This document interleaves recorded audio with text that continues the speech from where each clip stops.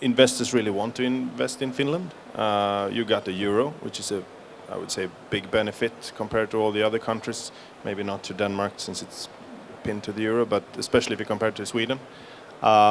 The pricing is also relatively cheaper, but I don't think that you can, and it's also relatively easy to do transactions in Finland, which I think we have seen with a lot of internationals being there and in different cycles and so forth. But I don't think that you can look away from the fact that the macro situation in Finland is not looking as great as it do in the other countries, and of course everything that's going on east of Helsinki is a major problem. And I think that as long as it is now, and as Mikkel said, I mean, it has happened quite a lot in 2 years. So I think that is something that definitely disturbs investors. I think Finland is probably one of the most interesting places at the moment, still. I said that last year, and I said it the year before, and I'll say it this year again. It's true that the Finns are very negative, but their unemployment rate, for example, is lower than the European unemployment rate is.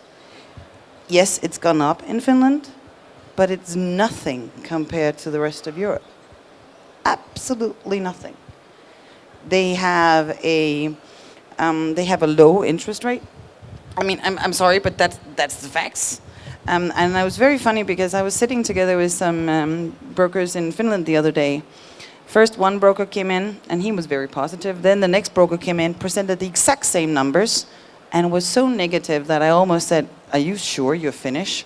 Because he was trying to sell us Finland, and he certainly didn't sell us Finland. The other guy did, with the same numbers.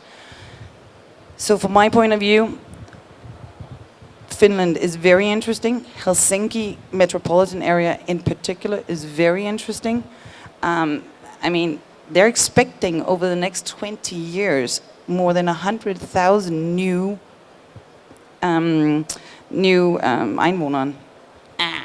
inhabitants in Helsinki alone. Big investments are going on in Helsinki, and it's not speculative investments. It is investments where at least 50 to 80% of the office space or retail space is let out before they even go into the ground. This is something that they're just starting to do in Germany, have realized maybe we shouldn't do speculative anymore, maybe we need to have some tenants before we start. Same thing in some of the other countries. I mean, and there's another thing you have to look at, and that is, yes, they had the Nokia crisis. Yes, there's Russia. Well, I'm sorry to say there are other countries who are also very dependent on Russia, but they don't talk about it. Sweden gets a lot of the gas from Russia. Germany gets a lot of its gas from Russia. What's going to happen if they just close the gas down? Now, Finland is not as it. They have the trade with them, yes, but they are actually trading a lot of timber and everything else with everybody else. And they are actually switching their economy right now from Russia-focused to European and US-focused.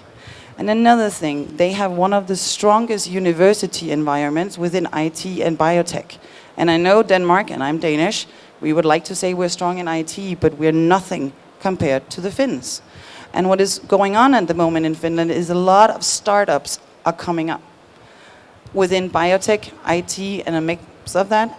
And water, exactly. Water is big. It's going to be big around the world. This is what they're working on, and they are going to achieve it. And there's also another thing, and that is, if anybody has been good at really being thrown down to the ground and stabbed on and still get up and keep moving, it's the Finnish people, and that they'll do. And I am not going to say that Finland is not interesting, because it's a very, very interesting environment. So I just want to clarify. When I said I'm worried, it was a Nordic context, and it's a worry which is obvious, I think, to anybody, that things cost more now than it did 2 years ago. I'm very positive on Finland. I think you're not, from a macro perspective, I think there'll be 5 years of zero growth, because essentially both Nokia and pulp and paper took away, call it 15% of their productivity. And in a low inflation environment, it takes time to gain that productivity back again, because other countries are not increasing wages. So I think you're going to see sort of zero growth for 5 years. But that doesn't mean that it's not an interesting place to invest. I think the Finns culturally, actually in line with you, have actually the capacity of structural reform. I think one of the clear challenges that face many of the European and Western world today is the incapacity of actually making structural reform, so i.e. suffering a bit for the long term. I think the Finns actually have that. I think the new government there at least are showing promising intentions of really trying to do that. So I think long term, I think that looks interesting. And I do think the fact that Finland doesn't have as hot an outlook, keeps some of the money away, which I see as being very positive. Also, Finland has not as easy accessible financing, which is also great, again, because it limits competition. So I'm not at all, I just want to make sure that I'm worried, I'm purely worried from perspective that obviously it's easier to invest just after a crisis than as you're approaching a crisis. So I think that's the simple observation. Yeah, and I'm not saying that you're wrong, Rikke. I have some scary Finnish colleagues who would kill me if I'm sitting here and saying, don't invest in Finland. But I'm just saying from a general point of view, which was the question, if some investors are hesitant in investing in Finland because of the perceived risk, and then I think it's yes.